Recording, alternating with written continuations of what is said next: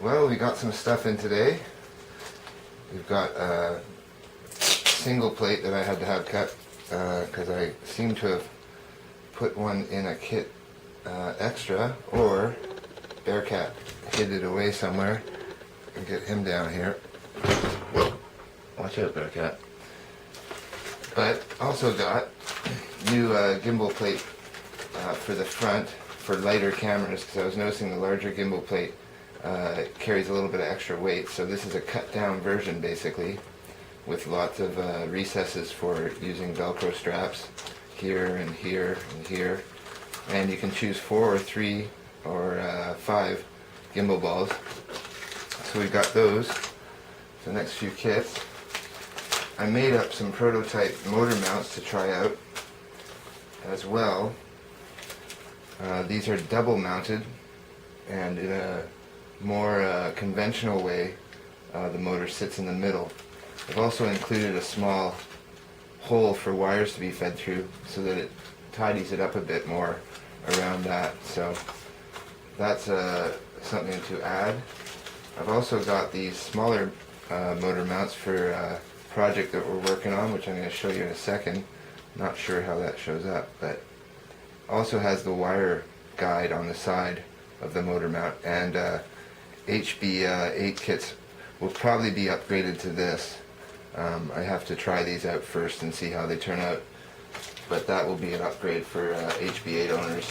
And of course we've got a free upgrade for parts that I deem necessary. Otherwise, optional ones like these, where you want to use 2 motor mounts, I'll have as a kit for the actual clamps as well as the motor mount. So if you want to use up to 41 inch pan motors, pancake motors, then you'll be fine with these. So with that, I've got these to try. They're the smaller ones. And then I also have this, and maybe you can guess while I show you this what this might be.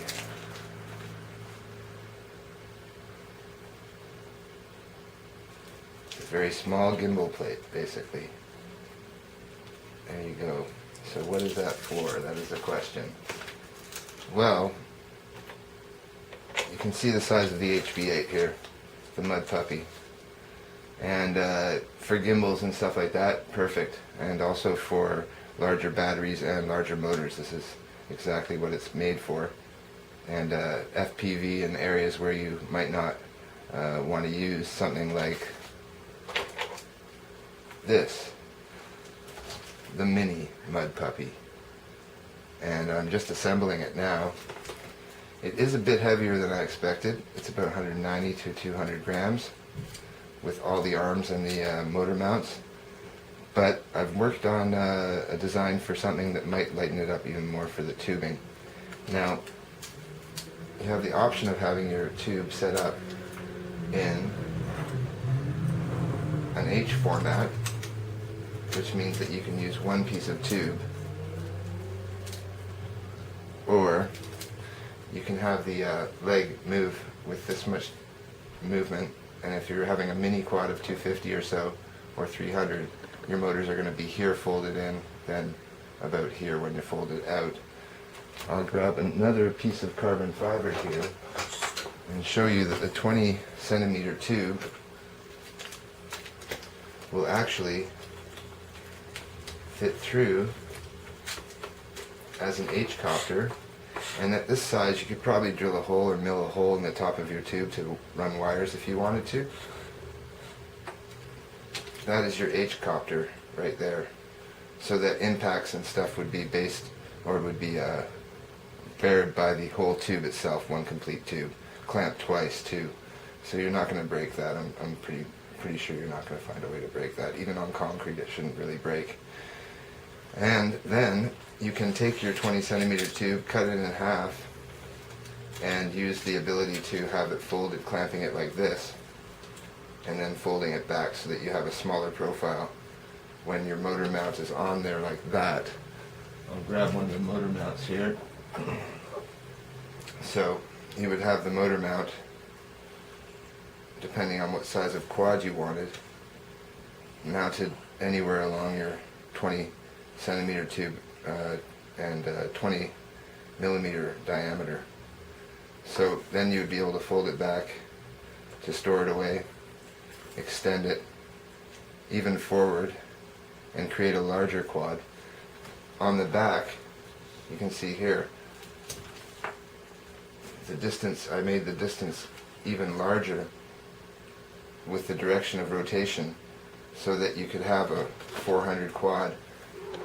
Oh, you're all stealing the show, dude.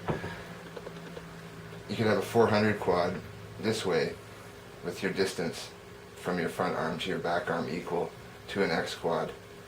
So it took a bit of calculating that, but it's well worth it, and you could use your 20 centimeter tubes then at either the front and the back, actually, both areas. Let's get this tube out, put this tube in, and then you have a quad that is too big for the camera frame probably, but there's your distance there. Now the 20 millimeter tube is pretty standard on eBay, so you can do this yourself after you bought the body kit. And there's a 35 centimeter arm width there, and the DJI 450 is about, it's probably under 35, 32. So right there you have a larger quad than a DJI 450 flame wheel, and enough structure in the center with the metal clamps especially to take a cat jumping on them, but also take impacts and still have the ability to exchange tubes quickly. Hey Bearcat? Okay, Bearcat's going to take over the show now. So there's the Mini Mud Puppy with the keychain camera on the front, and we'll do some test flying. Might actually put the APM in here without the GPS. And there's 45 millimeters across here, so you could mount a diamond shaped format controller inside here, or a KK2 board sticking out just a little bit. It should be flush with the sides. It's about 45 millimeters wide, so let's measure that, check. Actually, it's 65 millimeters wide, so you'll have lots of room to put a KK2 board in there. And I do have a board here somewhere, if I can find it, on my table. I don't think I can, Bearcat. Yeah, get down. Anyways, I'll show you with the APM, how the APM fits in there, if you were to put an APM in this. Move our mounts. And that's the APM there inside the body. ESCs will, 12 amp ESCs, 10 amp ESCs will fit inside the 20 millimeter tubes.